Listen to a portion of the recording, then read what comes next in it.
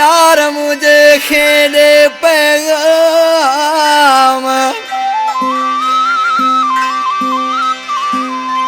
कॾे वरंदे वतन ते मुझी नेड़े अथई निंड हराम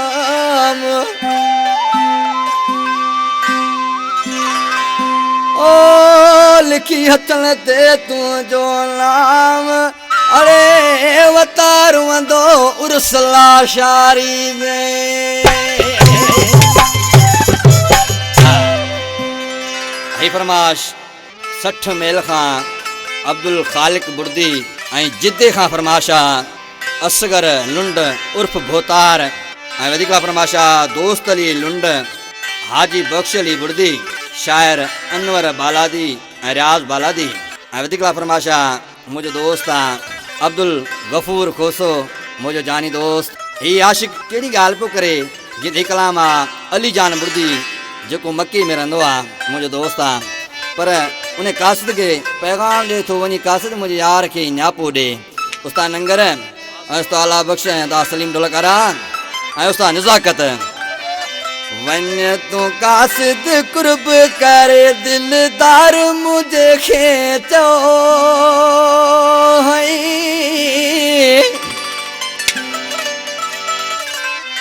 हाय वञ तूं कासिद कुर्ब करे दिलदार मुझे खे चओ ओ सवा तू जहिड़े सोना साईं हाल न मुंहिंजो को सवा तू जहिड़े मुंहिंजा जानी हाल न मुंहिंजो को वञड़ कासिद कुर्ब करे ओ वञड़ कासिद कुर्ब करे दिलदार मुझे खे चओ सवा तू जहिड़े मुंहिंजा जानी मुंहिंजो हाल न थई को सवा तू जहिड़े साथी अहिड़ा हिते हाल न मुंहिंजो को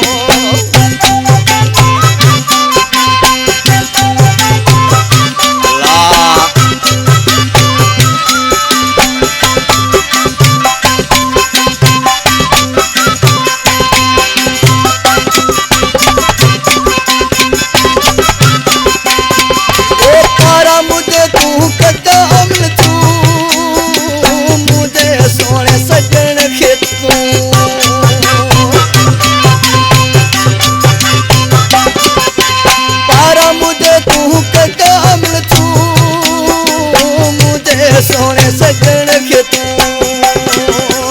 अरे तेरे मेरी प्यारो अजी हाल दिसे मुंहिंजो सवा तू जड़े मुंहिंजा जान हालत मुंहिंजो को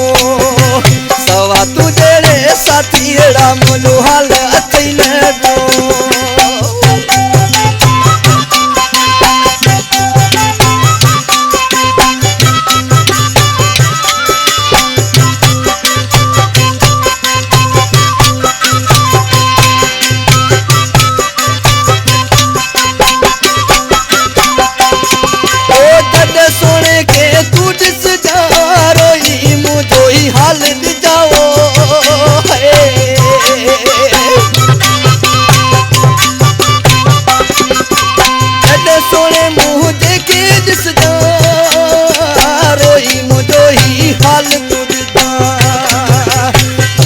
प्यार कयो पागल मुझे प्यार कयो पागल जो मूंखे विसारो तो सवा तू जड़े मुंहिंजा जानी न हालत मुंहिंजो को ओ सवा तू जड़े मल्लू कहिड़ा मुंहिंजो हाल न थई को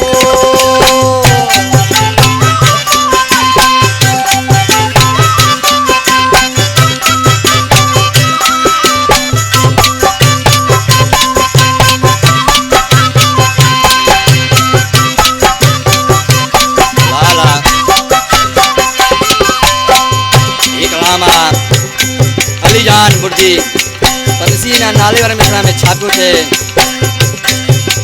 अली जान ते बुर्दी सिगो मोटी दे तू वरंदी